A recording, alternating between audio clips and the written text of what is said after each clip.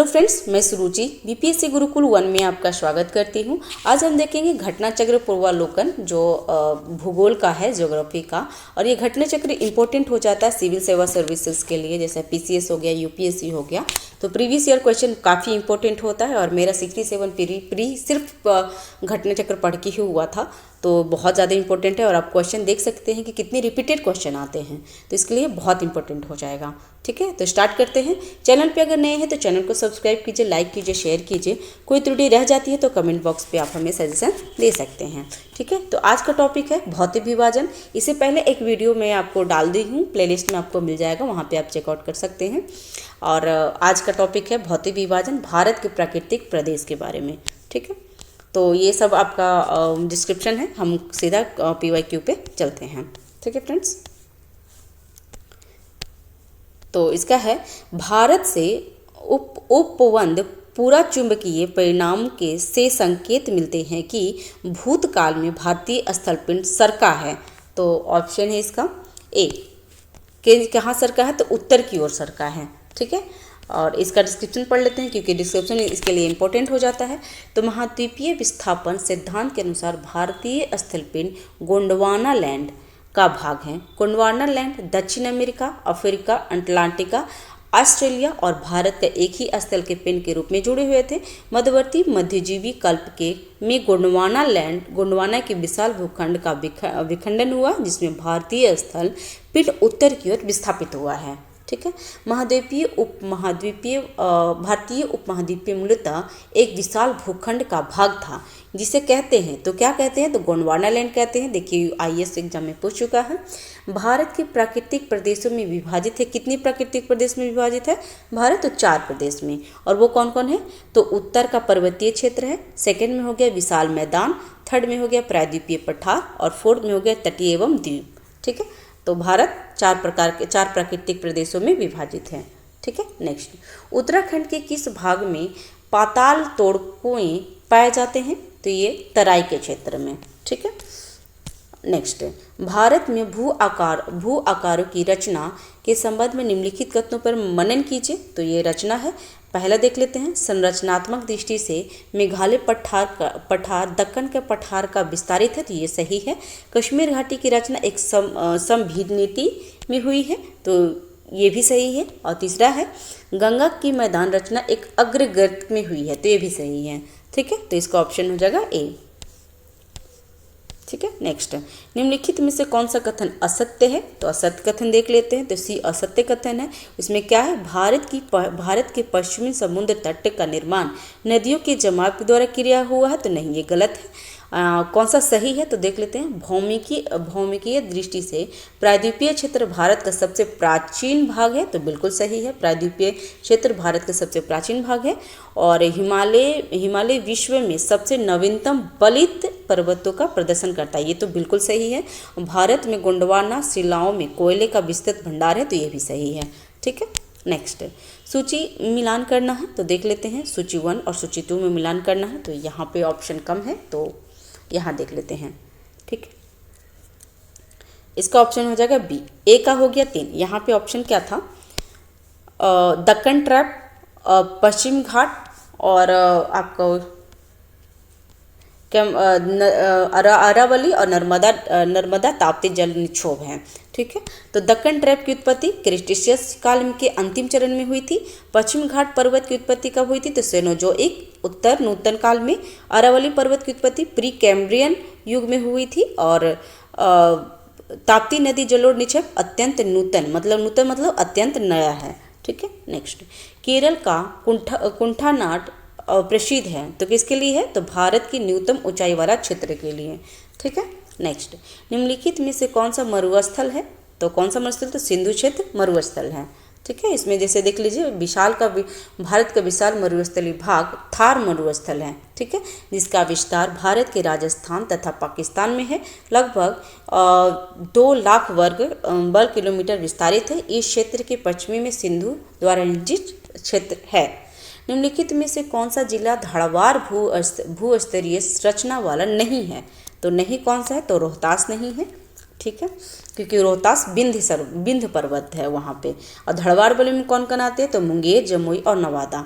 ठीक है, बिहार का जो ऐसे मैप बन देखिए, बिहार ऐसा है तो इधर आपको विंध्य वाला मिल जाएगा और यहाँ धड़वार भूखंड है। ठीक है, नेक्स्ट, निम्नलिखित में से कौन सी चट्टान प्रणाली भारत में नवीनतम है, तो गोंडवाना भारत में नवीनतम है। ठीक है, और नेक्स्ट है क्या, यहाँ पे कथन दिया हुआ है और सेकंड कथन है, तो पढ़ कर देख लेते हैं। और इसका आंसर क्या हो जाएगा, ए असत्य है और परंतु दो सत्य है, तो दो ही देख लेते हैं कौन सा सत्य है। तो भूगर्भिक समय मापन के अनुसार भारतीय चट्टानों को आर्कियन, पौराणिक, द्रविडियन एवं आर्यन युग में विभाजित किया जाता है, तो वो सही है। ठीक है, और भूगर्भीय समय का मापन के अनुसार भारतीय चट्टानों को आर्कियन, पौराणिक, द्रविडियन और आर्यन युग में विभाजित किया जाता है। भारतीय भूगर्भिक समय मापन टी.एस. हॉलैंड द्वारा लाया गया था, तो ध्यान दीजिएगा। गंगा के मैदान को एक के रूप में वर्णित किया गया है, तो किसके रूप में वर्णित किया गया गंगा के मैदान को, तो गंगा के मैदान को जियोसिनक्लाइन के रूप में प्रदर्शित किया गया है। ठीक है, गंगा के मैदान को एक जियोसिनक्लाइन या भू अवनीति गर्त के रूप में वर्णित किया गया है। इसका निर्माण मुख्य रूप से हिमालय पर्वतमाला के निर्माण प्रक्रिया के तीसरे चरण में हुआ है। ठीक है, अभी नेक्स्ट देख लेते हैं उत्तर का पर्वतीय प्रदेश के बारे में देख लेते हैं, क्योंकि ये हमारा फिजिकल चल रहा है तो इसके बारे में पूरा देख लेते हैं क्वेश्चन। इसका PYQ देख लेते हैं फ्रेंड्स। चैनल पे अगर नए हैं तो चैनल को सब्सक्राइब कीजिए, लाइक कीजिए, शेयर कीजिए। कोई त्रुटि रह जाती है तो प्लीज़ कमेंट बॉक्स पे आप हमें बता सकते हैं। ठीक है, तो इसका है निम्न वाक्यों पर विचार कीजिए, सही उत्तर क्या है, तो ये इसके बारे में देख लेते हैं। कथन दिया हुआ है, कथन ए और आर। तो हिमालय से निकलने वाले सभी नदियाँ संतति वाहिनी है। संतति वाहिनी मतलब हमेशा वो आते रहता है, रुकता नहीं है।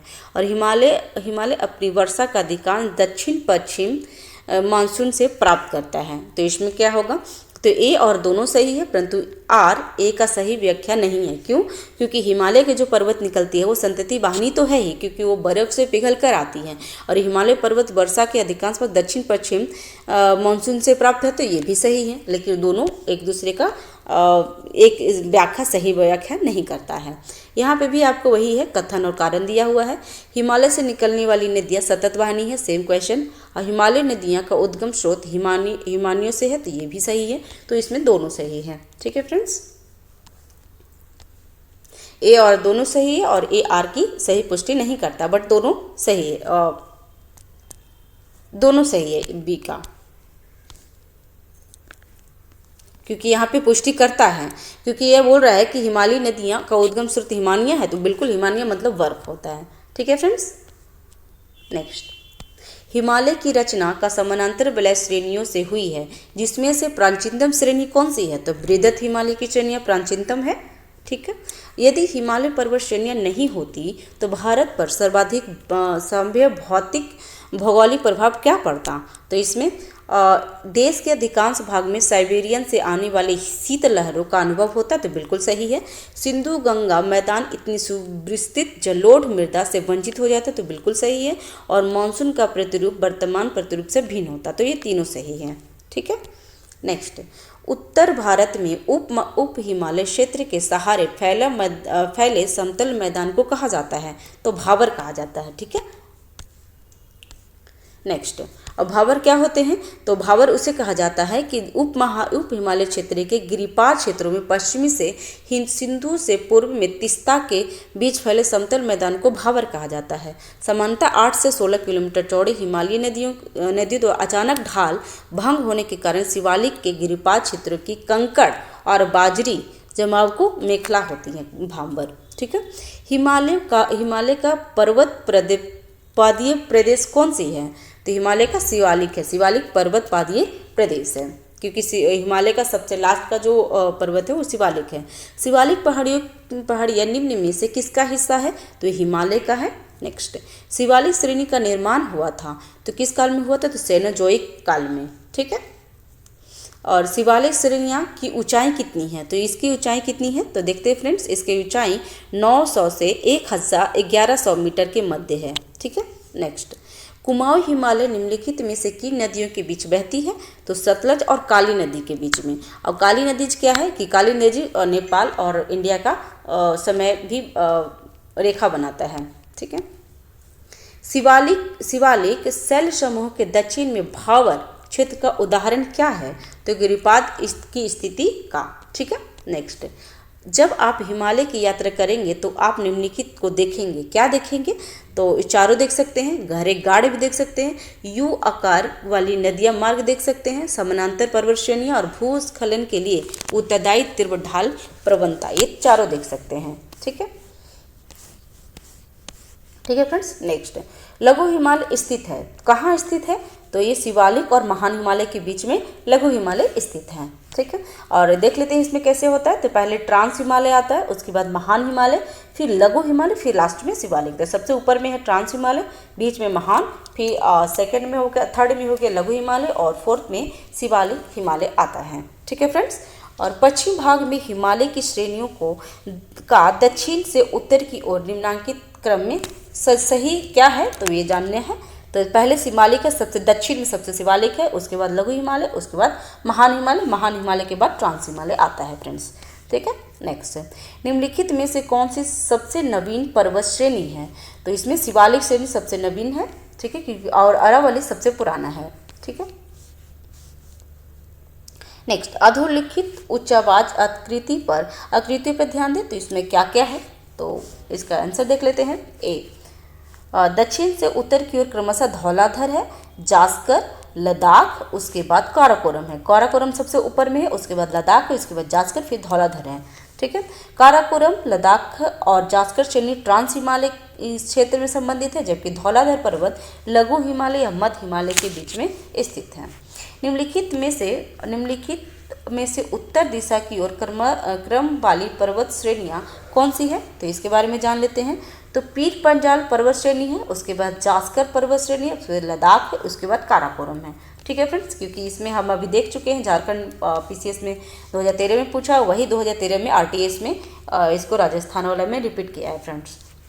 निम्नलिखित में समूहों में से कौन सा पूर्व से पश्चिम? देख लीजिए, ये भी ध्यान देंगे फ्रेंड्स कि पूर्व से पश्चिम पूछ रहा है, दक्षिण से उत्तर देख पूछ रहा है, उत्तर से दक्षिण पूछ रहा है, ये भी आपको ध्यान में रखना होगा। ठीक है। तो पूर्व से पश्चिम की ओर बता रहा है, तो इसमें कंचनजंगा पहले है, उसके बाद एवरेस्ट है, फिर अन्नपूर्णा है और धौलागिरी है। ठीक है फ्रेंड्स।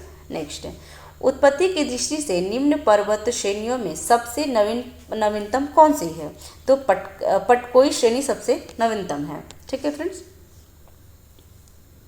पटकोई श्रेणी हिमालय श्रेणियों में स्थित है, जिसका निर्माण टर्शरी युग में हुआ है। ठीक है। नेक्स्ट, निम्नलिखित राज्यों में से कौन सा पटकई पहाड़ियों में संलग्न नहीं है? तो कौन से पटकई में नहीं है? तो त्रिपुरा पटकई में नहीं है। जबकि पटकई में कौन कौन से है? तो नागालैंड, मणिपुर और मिजोरम। नेक्स्ट, पीर पंजाल श्रेणी में पाई जाती है? तो जम्मू कश्मीर पीर पंजाल श्रेणी में पाई जाती है। ठीक है। अटल टनल से संबंधित निम्नलिखित कथनों पर विचार कीजिए, उनमें से कौन सा सही है ये देखना है। तो इसमें सभी सही हैं, 1, 2, 3, 4 देख लेते हैं। इसका निर्माण सीमा सड़क संगठन BRO, ठीक है, BRO को सीमा सड़क संगठन कहते हैं, ने कराई है और मनाली और लाहौल स्पीति घाटी को जोड़ता है। यह हिमालय की पीर पंजाल पर्वत श्रेणी के मध्य में स्थित है। यह भारत के लिए सामरिक दृष्टि से महत्वपूर्ण है। तो इसमें सारे सही हो जाएंगे। ठीक है। नेक्स्ट है फ्रेंड्स, अटल सुरंग रोहतांग हिमालय प्रदेश की लंबाई कितनी है? तो ये देखिए बीपीएससी 67 में पूछा है, मैंने एग्जाम दिया था इसका। तो 9.02 किलोमीटर। ध्यान देंगे, ये बहुत इंपॉर्टेंट है, एग्जाम में बहुत बार रिपीट किया हुआ है। ठीक है। निम्न हिमालय पर्वतों में से किस पर्वत श्रेणी को अटल टनल पार करती है? तो पूर्वी पीर पंजाल को। ये भी आपको 66 पीपीएससी 2020 में पूछा हुआ है। किन दो पर्वत श्रेणियों के मध्य कश्मीर घाटी स्थित है? तो बृहद हिमालय व पीर पंजाल के बीच में कश्मीर घाटी स्थित है। तो किस में? पीर पंजाल और हिमाद्री श्रेणी पर्वत श्रेणी के मध्य में स्थित है। ये देखिए यूपीपीसीएस में पूछा हुआ है और यही क्वेश्चन एमपीपीसीएस 2016 में पूछा था, वही रिपीट किया हुआ 2020 में यूपीपीसीएस। तो आप खुद से अंदाजा लगा दीजिए कि कितना इंपॉर्टेंट होता है पीवाईक्यू। प्रीवियस ईयर क्वेश्चन, और भी घटना चक्र का। निम्नलिखित में से अक्साई चीन का भाग है, तो कौन सा अक्साई चीन का भाग है, तो लद्दाख पठार। नेक्स्ट, ग्रेट हिमालय की ऊंचाई क्या है, तो ग्रेट हिमालय की ऊंचाई है 8815 मीटर पर ML करके, ठीक है। नेक्स्ट, हिमालय पर्वतीय है, तो किसके पर्वतीय, तो मध्य हिमालय के पर्वतीय है। निम्नलिखित कथनों पर विचार कीजिए, तो भारत में हिमालय केवल 5 राज्यों में फैले हुए हैं। क्या क्या सही, इसमें क्या पूछ रहा, सही कौन सी है, तो सही सिर्फ आपको 3 है। पुलकित झील केवल 2 राज्यों में फैली है, और पुलकित झील कहाँ पे है, तो ये आपको केरल और तमिलनाडु के बीच में पुलकित झील स्थित है, ठीक है। नेक्स्ट, हिमालय पर्वत श्रेणी निम्नलिखित में से किस राज्य का हिस्सा नहीं है, नहीं पूछ रहा है, तो उत्तर प्रदेश का हिस्सा नहीं है, जबकि उत्तराखंड, सिक्किम और हिमाचल का वो पर्वत श्रृंखला भाग है। भारत में निम्नलिखित में से कौन सी श्रेणी नवीनतम है, तो हिमालय श्रेणी सबसे नवीनतम है। नेक्स्ट, निम्नलिखित में से कौन सी भारत की नवीनतम पर्वत श्रेणी है, तो सेम क्वेश्चन हिमाद्री श्रेणी। देखिए फ्रेंड्स, छत्तीसगढ़ 2018 में पूछा, वही क्वेश्चन रिपीट किया है UPPCS 2020 में। नेक्स्ट, इसमें कथन दिया हुआ है, कथन A और R है, तो भारत में सर्वाधिक सघनता वाला भूकंपीय क्षेत्र हिमालय क्षेत्र में स्थित है, तो ये कथन सही है। और हिमालय में कई अनुदैर्घ्य उत्क्रम श्रेणी अवस्थित है, तो दोनों का ही कथन सही है। तो कथन और कारण दोनों सही है, और तथा R ए का सही व्याख्या करता है, क्योंकि यहाँ जो सघन भूकंपीय क्षेत्र है उसकी वजह से अनुदैर्घ्य उत्क्रम होते रहता है। नेक्स्ट, मणिपुर पहाड़ियों से घिरा इम्फाल बेसिन एक सुंदर उदाहरण है, तो किसका, तो सरोवरीय मैदान के लिए, ठीक है। नेक्स्ट, हिमालय पर्वत श्रेणी के संबंध में निम्नलिखित में से कौन सा कथन सही है, तो कथन इसमें पूछ रहे कि सही कौन से है फ्रेंड्स, तो कथन B सही है, मतलब 2 और 3 सही है। देख लेते हैं, लघु हिमालय की परतदार चट्टानों में समुद्री जीव जंतुओं के जीवाश्म मिले हैं, तो बिल्कुल सही, क्योंकि परतदार चट्टानों में जीवाश्म मिलते हैं। और बाह्य हिमालय या शिवालिक हिमालय में मानव सभ्यता के अवशेष मिले हैं, तो बिल्कुल सही, क्योंकि ये सबसे नवीनतम पर्वत है, ठीक है फ्रेंड्स। ठीक है फ्रेंड्स, नेक्स्ट, हिमालय के किस भाग पर करेवा भू आकृति पाई जाती है, देखिए MPPCS 2019 में पूछा हुआ है, तो कश्मीर हिमालय में करेवा भू आकृति पाई जाती है। कैलाश पर्वत निम्नलिखित में से किस क्षेत्र में अवस्थित है, तो तिब्बत में। और निम्नलिखित पर्वत श्रृंखला में से हिमालय पर्वत श्रेणी में अवस्थित कौन सी है, तो इसमें 1 और 2 हो जाएगा, जिसमें चोऊ सही है, इसमें पूछ रहा है, तो चोऊ और दूसरा हो जाएगा लत्सेन, ठीक है। अन्नामलई तो आपको नीचे हो जाएगा, दक्कन में आ जाएंगे, ठीक है। नेक्स्ट टॉपिक है फ्रेंड्स, दक्षिण एवं मध्य भारत की पर्वत श्रेणियों एवं पहाड़ियाँ, क्योंकि एक टॉपिक में एक वीडियो में हम एक टॉपिक करेंगे, जिसमें आपका उसमें फिजिकल था और उसमें आपका भौगोलिक था। भौगोलिक अभी इस टॉपिक में भौगोलिक है और उसमें आपका नॉर्मल था। तो नेक्स्ट टॉपिक में देख लेते हैं कौन सी है। तो निम्नलिखित में से सबसे प्राचीन श्रृंखला कौन सी है, तो अरावली सबसे प्राचीन श्रृंखला है, ठीक है। भारत के निम्नलिखित पर्वत प्रणालियों में कौन सबसे पुरानी है, तो अरावली। नेक्स्ट, अधोलिखित में से कौन पर्वत सबसे प्राचीनतम है, सेम क्वेश्चन रिपीट किया हुआ फ्रेंड्स। देखिए आपका यहाँ पे IMPPCS 1993 में, फिर 2003 में, वही क्वेश्चन 2017 में UPPCS पूछ लिया और छत्तीसगढ़ PCS 2016 में पूछा, सेम क्वेश्चन रिपीट किया हुआ है। तो सबसे पुराना कौन है, अरावली है। अरावली श्रेणी किस राज्य में स्थित है, तो ये राजस्थान में। नेक्स्ट, भारत की प्राचीनतम पर्वत कौन सी है, तो अरावली। देखिए कितने बार ये क्वेश्चन रिपीट किया हुआ है, तो आप खुद से अंदाजा लगा सकते हैं कि कितना क्वेश्चन रिपीटेड आता है। अरावली श्रेणियों की अनुमानित आयु क्या है, तो 570 मिलियन वर्ष, ठीक है। नेक्स्ट, देश में निम्नलिखित में से कौन सा भौगोलिक क्षेत्र सबसे प्राचीन है, तो सेम क्वेश्चन रिपीट किया हुआ है फ्रेंड्स। भारतीय प्रायद्वीपीय पठार सबसे प्राचीन है निम्नलिखित में से। निम्न में से कौन रेजिड्यूल पर्वत का उदाहरण है, तो ये अरावली,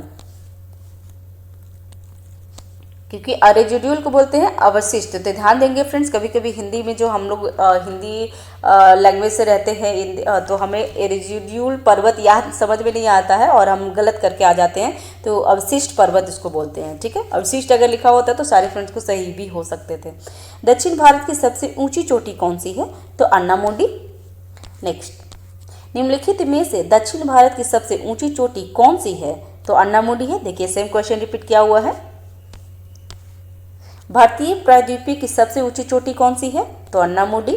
और नर्मदा एवं ताप्ती नदियों के मध्य स्थित कौन सी पर्वत है? तो सतपुड़ा पर्वत श्रेणी है। और यहाँ पे उत्तर से शुरू करके दक्षिण की ओर दी गई पहाड़ियों के सही अनुक्रम क्या है? तो सी है, पहले नन्नामलाई पहाड़ी है, फिर जवादी, नीलगिरी पहाड़ी और लास्ट में अन्नामलाई है। ठीक है, नेक्स्ट, निम्नलिखित उच्चवाच आकृतियों पर ध्यान दीजिए और इसमें कौन सा यहाँ की बोल रहा है कि पश्चिम से पूर्व की ओर बढ़ते क्रम में देखेंगे। तो पहले महादेव पर्वत श्रृंखला है, उसके बाद मैकाले पर्वत श्रेणी है और उसके बाद छोटा नागपुर और लास्ट में खासी पहाड़ी। खासी पहाड़ी कहाँ है फ्रेंड्स? तो मेघालय में। फ्रेंड्स एक और बात मैं आपको बताना चाहूँगी कि जब हम लोग ये घटना चक्र ज्योग्राफी करेंगे ना, तो आप एटलस को अपने पास रखें और जो क्वेश्चन आता है उसमें एटलस में भी आप देखें और आपको एटलस से सारा आपको मैप ध्यान में रखना है। डेली आपको मैप देखते रहना है, उससे आपको सब याद हो जाए कि कहाँ से पर्वत, कौन सी पर्वत कहाँ पे है, तो आपको क्वेश्चन गलत नहीं होंगे फ्रेंड्स। ये बात की आप बिल्कुल ध्यान देंगे। निम्नलिखित किस पहाड़ी पर पूर्वी घाट पश्चिमी घाट से मिलता है? तो ये नीलगिरी पहाड़ी पे। नेक्स्ट, दादो बेटा चोटी स्थित है? तो नीलगिरी पहाड़ियों में। देखिए RTS 2021 में पूछा हुआ है। जहाँ पूर्वी घाट और पश्चिमी घाट मिलते हैं वहाँ निम्नलिखित में से कौन सी पहाड़ी अवस्थित होते हैं? तो नीलगिरी पहाड़ी। रिपीटेड क्वेश्चन कितने हैं देख सकते हैं। जहाँ पूर्वी घाट और पश्चिमी घाट मिलते हैं कौन सी पहाड़ी? तो सेम क्वेश्चन आपको रिपीट किया हुआ है फ्रेंड्स और 2021 में पूछा है। तो आप एग्ज़ाम देने जाने से पहले, कोई भी PCS या UPSC एग्ज़ाम देने जाने से पहले ये वीडियो या फिर आप घटना चक्र का बुक पढ़ के जाएं। ठीक है, क्योंकि एक एक क्वेश्चन हमारे लिए बहुत इंपॉर्टेंट होता है। निम्नलिखित में से कौन सा एक कर्नाटक, केरल, तमिलनाडु राज्यों के मिलन स्थल स्थित हैं? तो सेम क्वेश्चन रिपीट किया, लेकिन इसका क्वेश्चन पूछने की आकृति चेंज कर दी गई है। तो नीलगिरी पहाड़ी पे दोनों मिलते हैं। नीलगिरी पर्वतमाला जिस राज्य में स्थित है वह कौन सी राज्य है? तो तमिलनाडु में। भारतीय समुद्र शास्त्रियों ने अरब सागर के तल में बंबई से पश्चिम दक्षिण पश्चिम में लगभग 455 किलोमीटर दूर एक नए 1505 मीटर ऊंचे पर्वत की खोज की है। पर्वत का नाम क्या है? तो रमन सागर पर्वत। ठीक है, नेक्स्ट, निम्नलिखित कथनों पर कौन से कथन सही नहीं है ये देखना है फ्रेंड्स। तो कौन से सही नहीं है?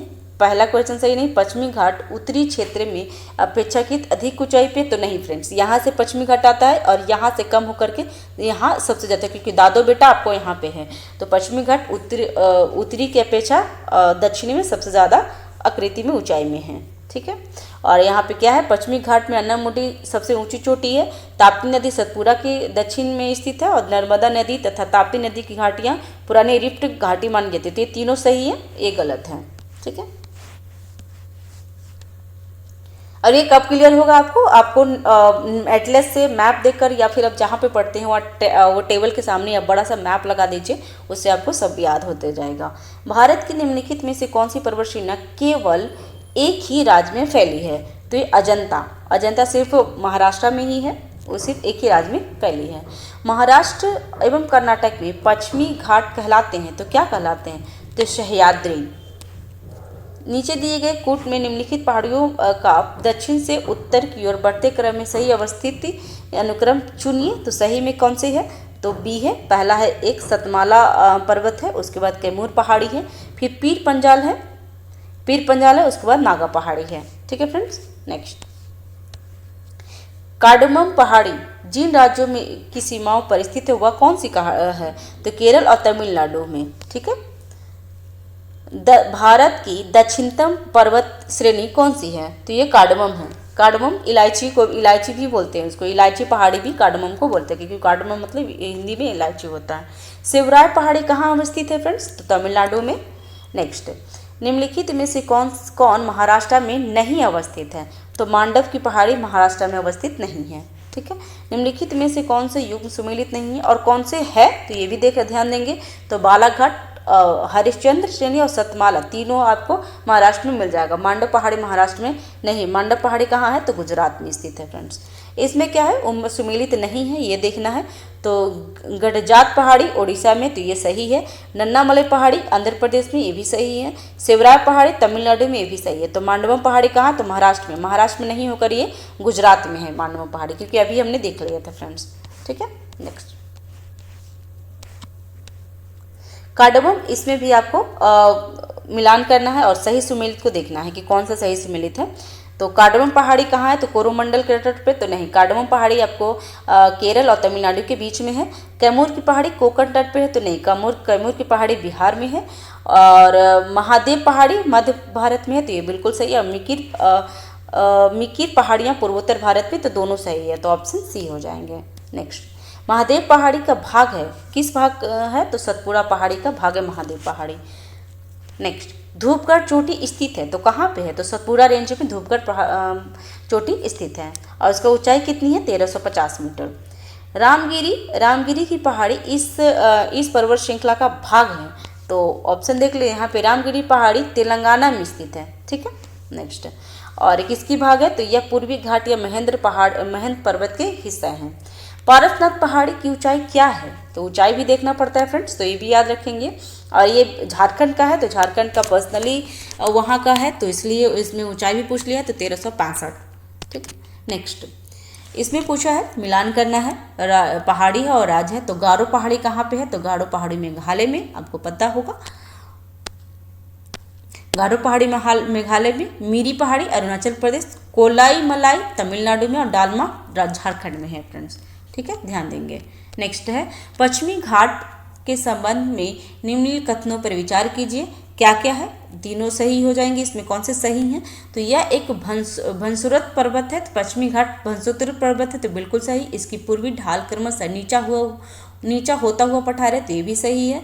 उत्तरी खंड लावा बेसाल्ट से आच्छादित है, तो तीनों सही है फ्रेंड्स। नेक्स्ट, कोडाई कनाल किस पहाड़ी पर स्थित है, तो पनाली पे है। ठीक है, कोडाई कनाल तमिलनाडु के डिंडीगुल जिले में पलानी पहाड़ी पे अवस्थित है।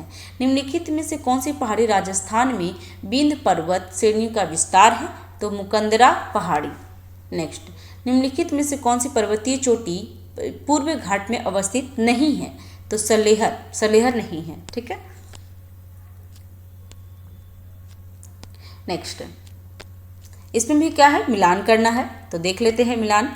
तो केरल में कौन सा, अन्नामुडी कहाँ है, तो केरल में। नागालैंड में कौन है, तो सारामती नागालैंड में। उत्तराखंड में है नंदा देवी और तमिलनाडु में है दद्दोबेटा।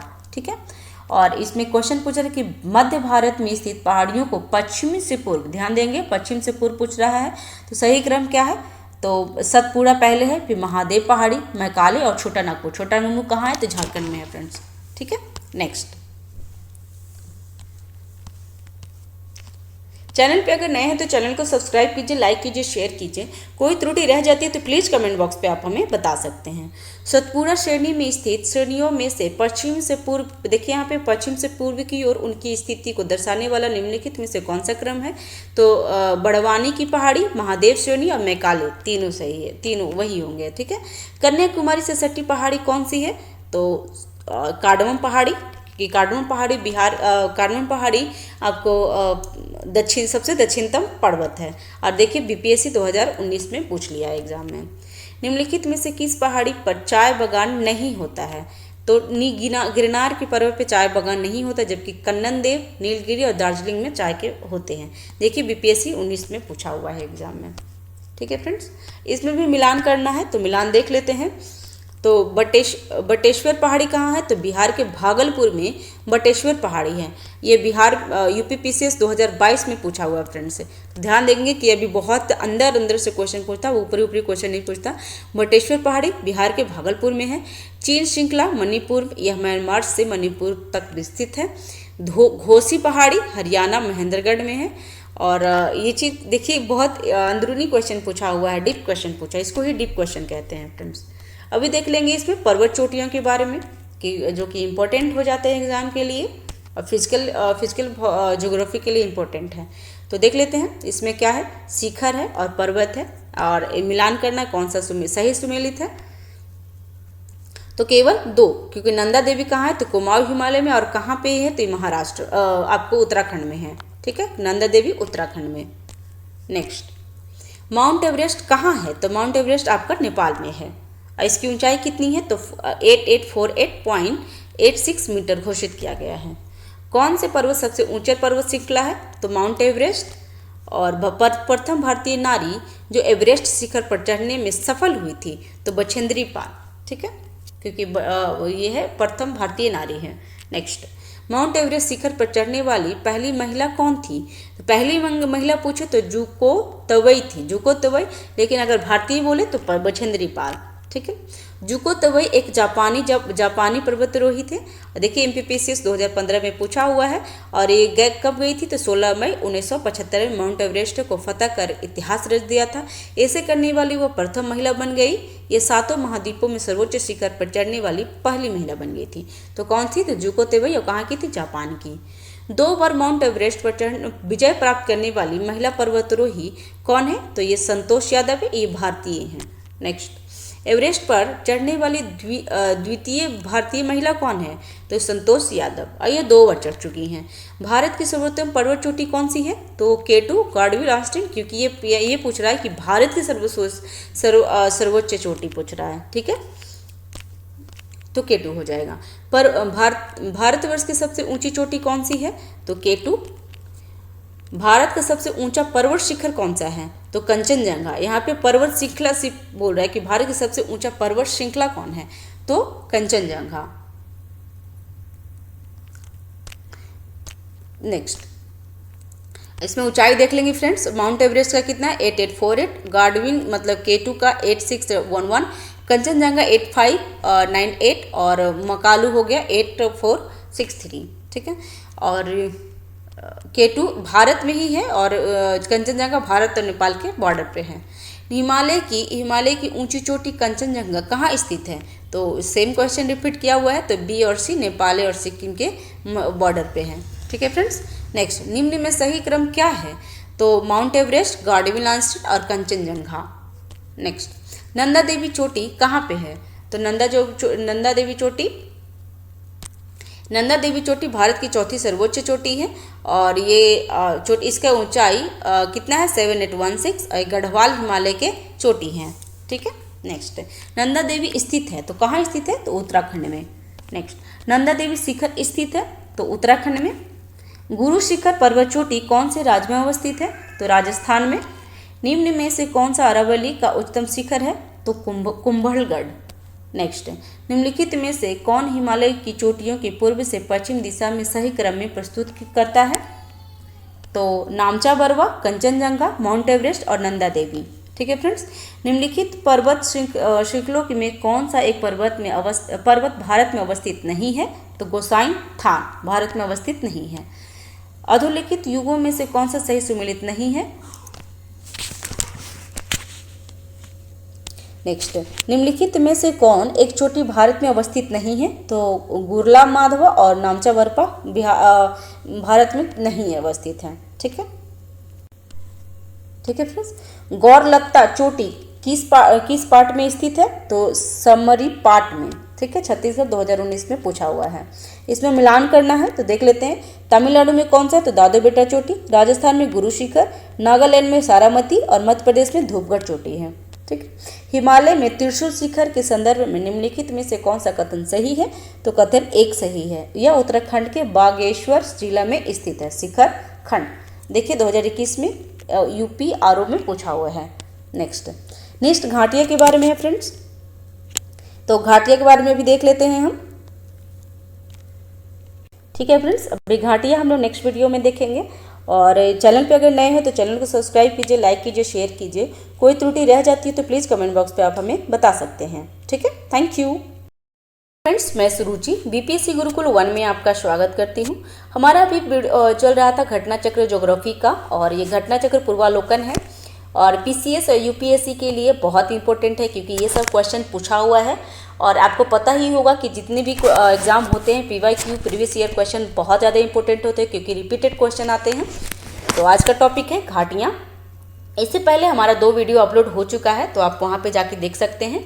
ठीक है, अगर चैनल पे नए हैं तो चैनल को सब्सक्राइब कीजिए, लाइक कीजिए, शेयर कीजिए। कोई त्रुटि रह जाती है तो प्लीज़ कमेंट बॉक्स पे आप हमें सजेशन दे सकते हैं। तो आज का टॉपिक है घाटियाँ, तो इसका PYQ हम देख लेते हैं। ठीक है फ्रेंड्स,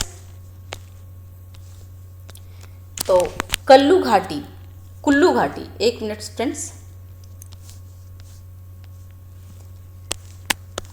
कुल्लू घाटी जिन पर्वत श्रेणियों के बीच अवस्थित है वे कौन से हैं? तो धौलाधर तथा पीर पंजाल के बीच में कुल्लू घाटी है। ध्यान दीजिएगा, इंपॉर्टेंट हो जाता है। नेक्स्ट, नीलांग घाटी किस राज्य में स्थित है? तो नीलांग घाटी उत्तराखंड में स्थित है। नेक्स्ट, इसमें मिलान करना है फ्रेंड्स, तो डी ऑप्शन हो जाएंगे। देख लेते हैं क्या है। मरखा घाटी, ये बहुत डीप क्वेश्चन पूछा क्योंकि यूपीएससी में है तो डेफिनेटली डीप क्वेश्चन पूछेंगे ही। तो मरखा घाटी आपका जम्मू कश्मीर में है। जुन्नू घाटी नागालैंड में। सांगला घाटी हिमाचल प्रदेश में और यूथांग घाटी सिक्किम में है। ठीक है, नेक्स्ट, निम्नलिखित में कथनों पर विचार करें तो मौन घाटी साइलेंट वैली राष्ट्रीय वन नन्नामलाई क्षेत्र में स्थित है। मौन घाटी साइलेंट वैली कहाँ पे है? तो राष्ट्रीय वन के निकट पकड़रा डाबू जल विद्युत परियोजना बनाने के प्रस्ताव है। कुंती नदी मैदान घाटी साइलेंट वैली के परसा प्रचुर वनों से के उद्भव है। तो इसमें कौन से सही है? तो 2 और 3 सही हैं। ठीक है, नेक्स्ट है, भारत में शांत घाटी किस राज्य में अवस्थित है? तो आपको केरल में हो जाएगा। साइलेंट वैली को ही शांत घाटी बोलते हैं जो केरल में अवस्थित है। नेक्स्ट है, गलवान नदी, इसमें क्या पूछ रहा है फ्रेंड्स? सही कथन कौन सी है? तो ये सही कथन है। गलवान घाटी का नाम गुलाम रसूल गलवान के नाम पे रखा गया है, तो ये सही है। गुलाम रसूल गलवान एक लद्दाखी खोजकर्ता थे, तो ये भी सही है। और उन्होंने सर्वेंट ऑफ साहिब नामक एक अंग्रेजी पुस्तक लिखी थी, तो ये भी सही है। तो ऑप्शन ए हो जाएंगे। अभी दर्रे के बारे में है फ्रेंड्स, तो दर्रा के बारे में पढ़ लेते हैं। दर्रा बहुत ज़्यादा इंपॉर्टेंट हो जाता है आपको हर एग्जाम में, ये PCSE एग्जाम में नहीं, कितने भी जो वन डे एग्जाम होते हैं उसमें भी दर्रे बहुत पूछते हैं क्वेश्चन। ठीक है, तो इसका आज हम PYQ कर लेते हैं जो कि बहुत इंपॉर्टेंट है, आपको ध्यान से पढ़ना होगा। निम्नलिखित में से कौन एक सही सुमेलित नहीं है? तो कौन सा सही सुमेलित नहीं है? तो सेला उत्तराखंड में नहीं है। ठीक है, और चांगला जम्मू कश्मीर में है। रोहतांग दर्रा हिमाचल प्रदेश में है। बॉमलीला दर्रा अरुणाचल प्रदेश में है। सेला उत्तराखंड में नहीं है। सेला कहाँ पे है? तो सेला सुरंग अरुणाचल प्रदेश में है। आप ध्यान दीजिए फ्रेंड्स कि जो सेला सुरंग अभी भारत का सबसे उच्चतम सुरंग बनाया गया है और इसको मिला है प्राइज। तो ये एग्जाम में कि अभी 2024 के एग्जाम जो भी होगा उसके लिए इम्पोर्टेंट हो जाएगा। पालघाट निम्नलिखित में से किसके मध्य स्थित है? तो नीलगिरी एवं अन्नामलाई के मध्य में पालघाट स्थित है। ठीक है, निम्नांकित युग्मों में से किसका सुमेलित नहीं है? तो बामलीडा दर्रा अरुणाचल प्रदेश में, नाथुला दर्रा सिक्किम में है और भोरघाट दर्रा हिमाचल प्रदेश में नहीं है। भोरघाट दर्रा आपका महाराष्ट्र में है। ठीक है, पालघाट केरल में है। ठीक है, और भोरघाट कहाँ है? तो देख लीजिए फ्रेंड, भोरघाट हिमाचल प्रदेश में ना होकर के कहाँ पे है? तो महाराष्ट्र में है और ये दर्रे से होकर मुंबई पुणे हवाई रेल मार्ग गुजरता है भोरघाट से। ठीक है, नेक्स्ट, निम्नलिखित में से कौन सा दर्रा पश्चिम घाट पर्वत श्रृंखला में नहीं है?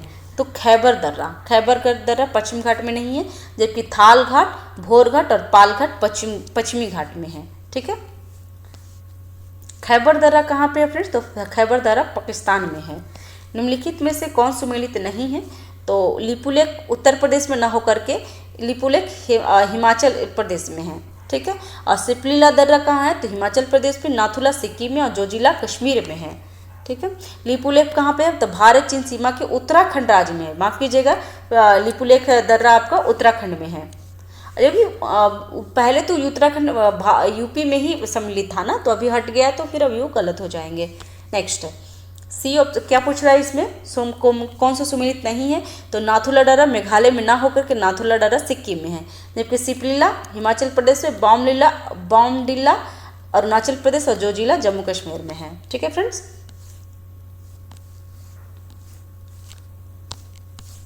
नेक्स्ट, नाथुला किस राज्य में स्थित है? तो नाथुला सिक्किम में स्थित है फ्रेंड्स। और निम्नलिखित दर्रों में से किससे होकर लेह जाने का रास्ता है?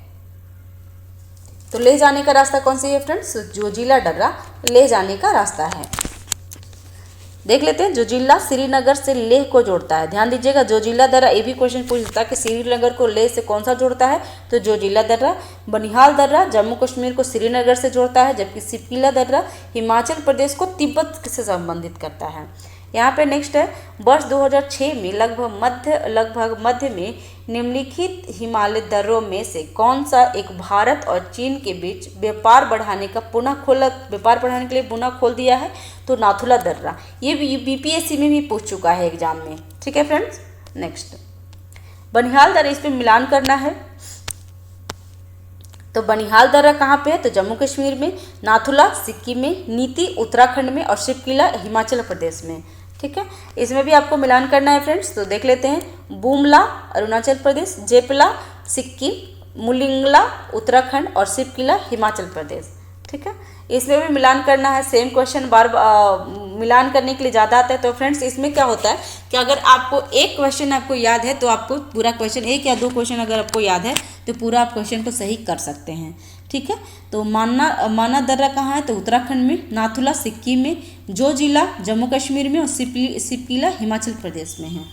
ठीक है, और कौन सा सम्मिलित नहीं है, तो सिपकिला कहाँ है, जम्मू कश्मीर में ना होकर के सिपकिला कहाँ है, तो अभी हम लोग देख रहे थे सिपकिला हिमाचल प्रदेश में है, जबकि जेलेपा सिक्किम में, माना नीति उत्तराखंड और बोमलीला अरुणाचल प्रदेश में।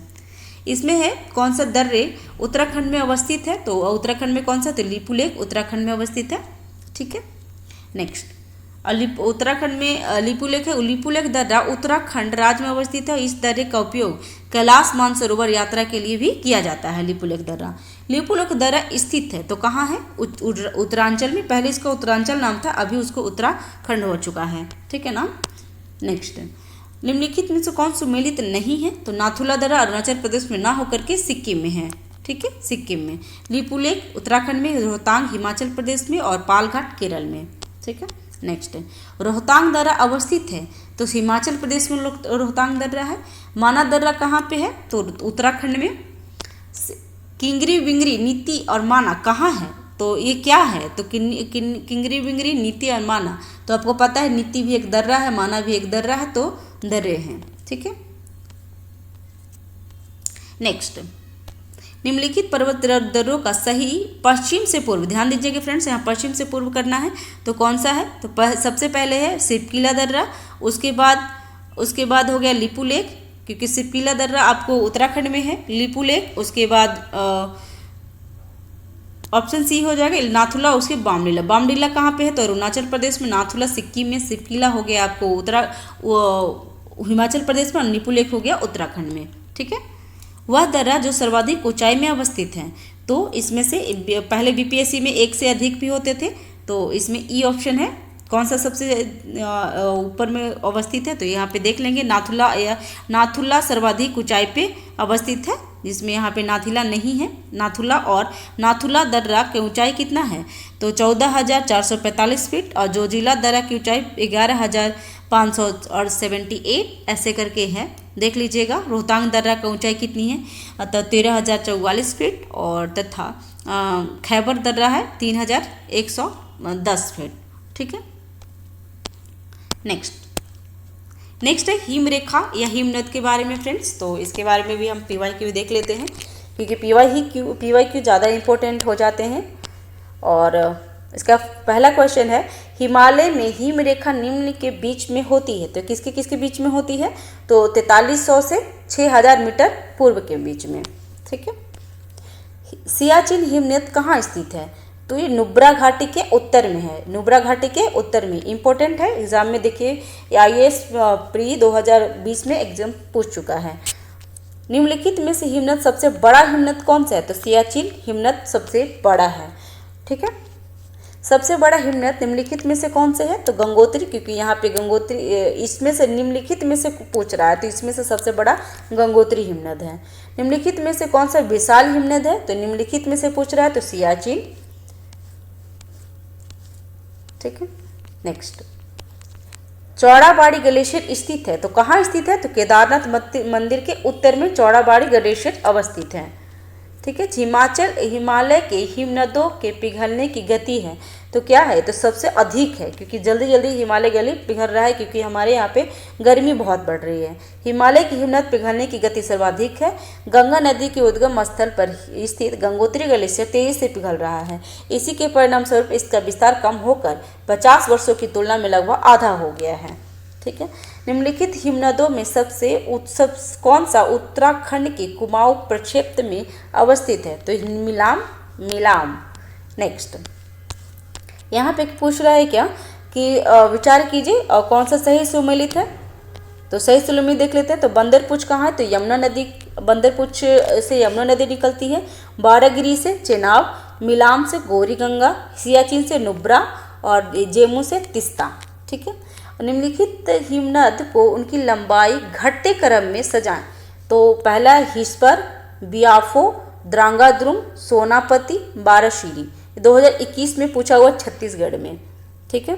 हिमनद की लंबाई है, ऐसे करके आपको पूछा हुआ है, क्योंकि ये डीप क्वेश्चन है और अब आपको पीसीएस में डीप क्वेश्चन पूछते हैं। ठीक है। अभी फ्रेंड्स हम देख लेंगे पठार के बारे में। ठीक है। तो पठार का एमसीक्यू हम देख लेते हैं। भारत के दक्कन के पठार पर बेसाल्ट निर्मित लावा शैलों का निर्माण हुआ है, तो क्रीटेशियस युग में। किस युग में, तो क्रीटेशियस युग में।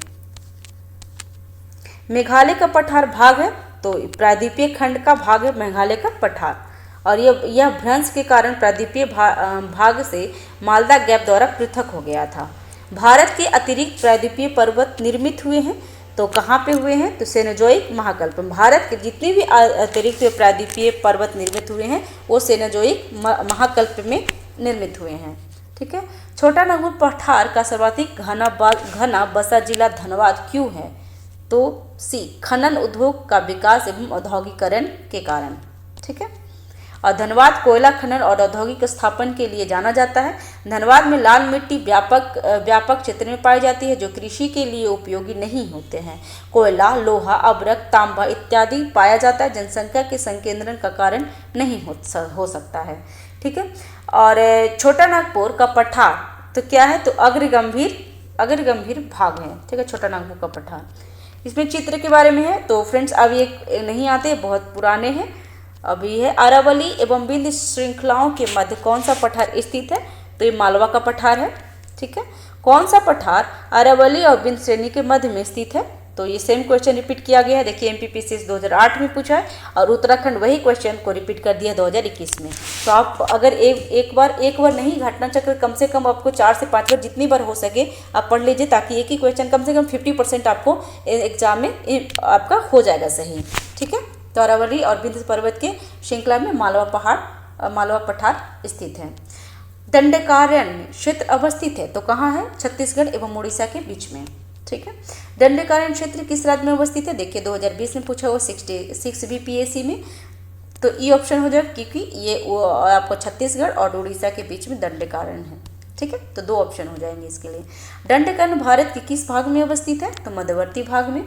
बिहार के निम्न हिस्सों में से कौन सा हिस्सा भूतात्विक दृष्टि से अपेक्षाकृत पुराना है, तो खड़गपुर की पहाड़ी सबसे पुराना है। ठीक है। निम्नलिखित में से कौन सा मेघालय पठार का अंश नहीं है, तो यहाँ पे पता ही होगा आपको कि गारो खासी जयंती जो हमारा हिस्ट्री का भी पार्ट है, और ये भुवन पहाड़ी मेघालय पठार में नहीं है। भुवन पहाड़ी मिजो हिल्स का भाग है। ठीक है। नेक्स्ट, अलबामा हिल स्थित है, तो कहाँ पे है ये, तो बीजापुर अल्पलैंड के दक्षिण में। ठीक है। ये तटीय भाग है फ्रेंड्स, तो हम इसके बारे में देख लेते हैं। तटीय भाग में भी 2 है, एक भारत की तटीय रेखा है, तो इसके बारे में ऑप्शन ए में देख लेते हैं। इसका एमसीक्यू देख लेते हैं फ्रेंड्स। तो निम्नलिखित में से किस तट से भारत का औसत समुद्री तल नापा जाता है, तो ये बी, चेन्नई के तट से। ठीक है। भारत का औसत समुद्री तल कहाँ से नापा जाता है, चेन्नई के तट से नापा जाता है, इंपॉर्टेंट हो जाएगा। और भारत के प्रादेशिक जल क्षेत्र का विस्तार है तट से 12 समुद्री मील। ये एग्जाम में आया था, आपको बीपीएससी में भी पूछ चुका है 68 में फ्रेंड्स, बीपीएससी में 68 में पूछ चुका है। तो भारत के प्रादेशिक जल क्षेत्र का कितना है, तो तट से कितना है, तो 12 समुद्री मील। और कहाँ से इसको नापा जाता है, तो चेन्नई के चेन्नई तट से। ठीक है, भारत की तटीय रेखा की कुल लंबाई लगभग कितनी है? तो 7,500 किलोमीटर। ठीक है, और भारत की तटीय रेखा स्थित है, तटीय रेखा कितनी है? तो आपको अभी पता चल गया है, हमारा 7,516.6 है। ठीक है, किलोमीटर लंबा है। भारत के निम्नलिखित राज्यों में से किसकी तट रेखा सबसे लंबी है? तो गुजरात की सबसे लंबी है, क्योंकि गुजरात का बना हुआ है ऐसे ऐसे। ठीक है, तो सबसे लंबी तटीय रेखा गुजरात का है।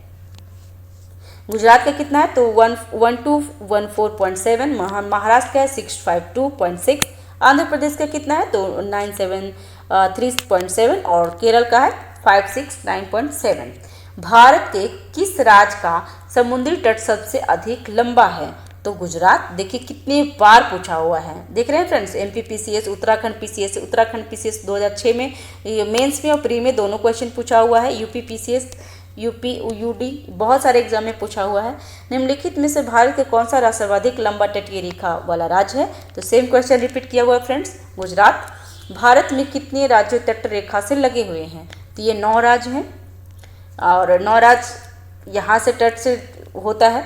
तो यहाँ पे गुजरात, यहाँ महाराष्ट्र, यहाँ पे गोवा 3, चौथे में कर्नाटक हो जाएंगे, फिर वहाँ केरल, फिर तमिलनाडु, आंध्र प्रदेश, उड़ीसा और पश्चिम बंगाल, तो 9 हो जाएंगे। ठीक है फ्रेंड्स, नेक्स्ट, प्राचीन भारतीय ऐतिहासिक भूगोल में रत्नाकर नाम सूचक था, तो किसका था? तो हिंद महासागर को रत्नाकर सूचक बोला गया है। ये 68 बीपीएससी में भी पूछा हुआ है फ्रेंड्स। ठीक है, तो रत्नाकर किसको बोला जाता था? तो हिंद महासागर को रत्नाकर बोला जाता था प्राचीन काल में।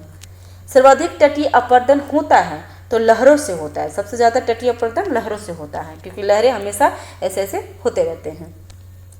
अब है पूर्व एवं पश्चिम तट के बारे में, तो इसके बारे में पढ़ लेते हैं। इसका एमसीक्यू पढ़ लेते हैं फ्रेंड्स, क्योंकि एमसीक्यू इंपॉर्टेंट है, वो आपका डिस्क्रिप्शन में सारे कुछ दिया हुआ, तो आप खुद से भी पढ़ सकते हैं।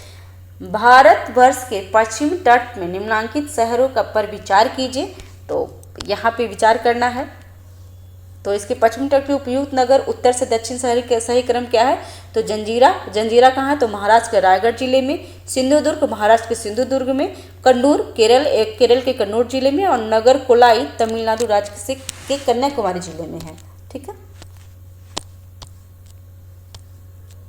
ये आपको पूछा हुआ है क्वेश्चन 1996 में कि आपको यत्र तत्र कुछ अनोखे डेनमार्कवासी मिल जाएंगे, परंतु उसके कारण यह नहीं है कि डेनमार्क की चौकी हुआ करती थी। यह अनूठा नगर, जिसका दुर्ग और सुदूर गिरजाघर, नया जेरूसलम, सुनी सड़कों और उजड़ा तटाग्रस्त सब मिलकर अद्भुत रत्न बन जाते हैं। उसकी उक्ति किसके बारे में ये सब बताया गया है? तो तमिलनाडु के तट के बारे में। ठीक है फ्रेंड्स, नेक्स्ट क्वेश्चन, भारतवर्ष के निम्न शहरों पर विचार करें तथा नीचे दिए गए कूट से ज्ञात करें कि इनमें से कौन सा पश्चिमी तट पे अवस्थित है। तो 1 और 2, जंजीरा जो महाराष्ट्र में है, और उडुपी और जंजीरा दोनों महाराष्ट्र में है। जंजीरा महाराष्ट्र के रायगढ़ जिले में, और उडुपी कर्नाटक के उडुपी जिले में है।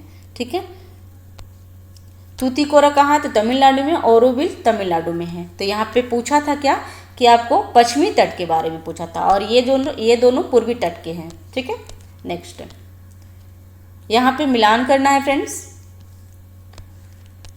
तो देख लेते हैं। दीघा कहाँ है? पश्चिम बंगाल में, और गोपालपुर उड़ीसा में, कलनांगुट गोवा में, और मरीना कहाँ है? तो तमिलनाडु में।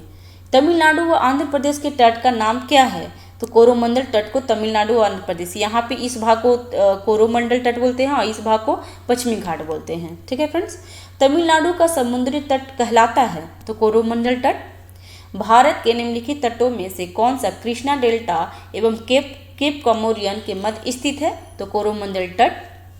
निम्न में से किसे केप कमोरियन के नाम से भी जाना जाता है? तो कन्याकुमारी को। भारत के पश्चिमी तट के मैदान में उत्तरी भाग को जिस अन्य नाम से जाना जाता है उसको क्या कहते हैं? तो उसको बोलते हैं कोकण तट। ठीक है फ्रेंड्स,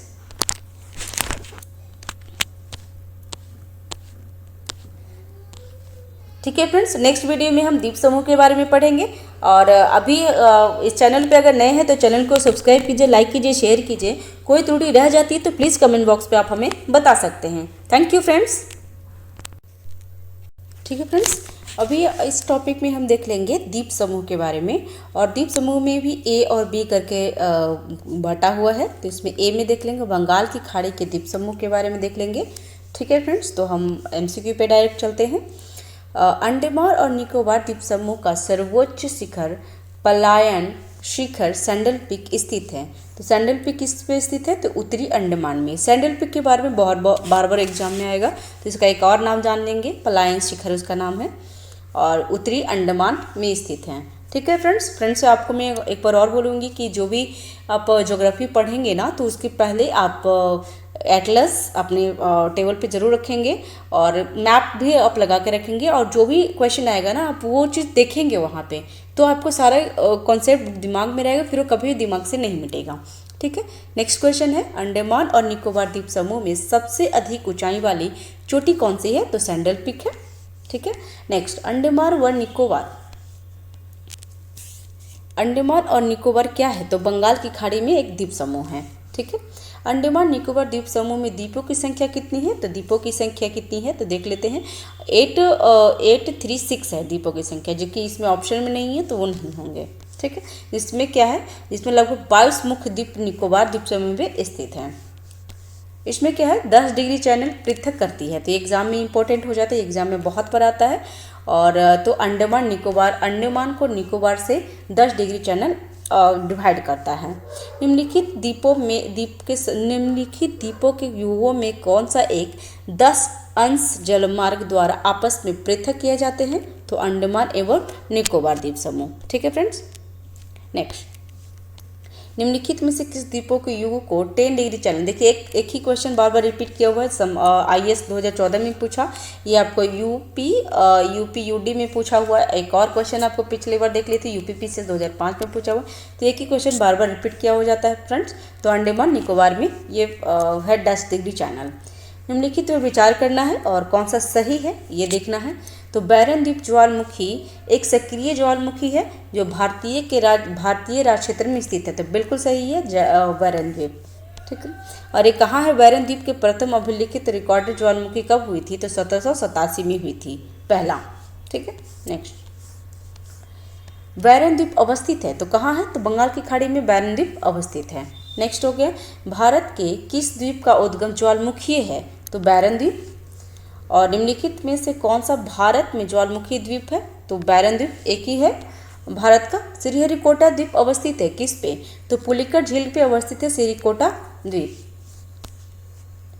और जो यहाँ पे इसरो जो जितने भी इसरो अपना प्रक्षेपात करते हैं ना, जो भी सतीश धवन केंद्र उसका नाम है, और जितने भी इसरो उपग्रह भेजते हैं वो पुलिकट यहाँ पे श्रीहरिकोटा जो पुलिकट झील के समीप पे स्थित है वहाँ से।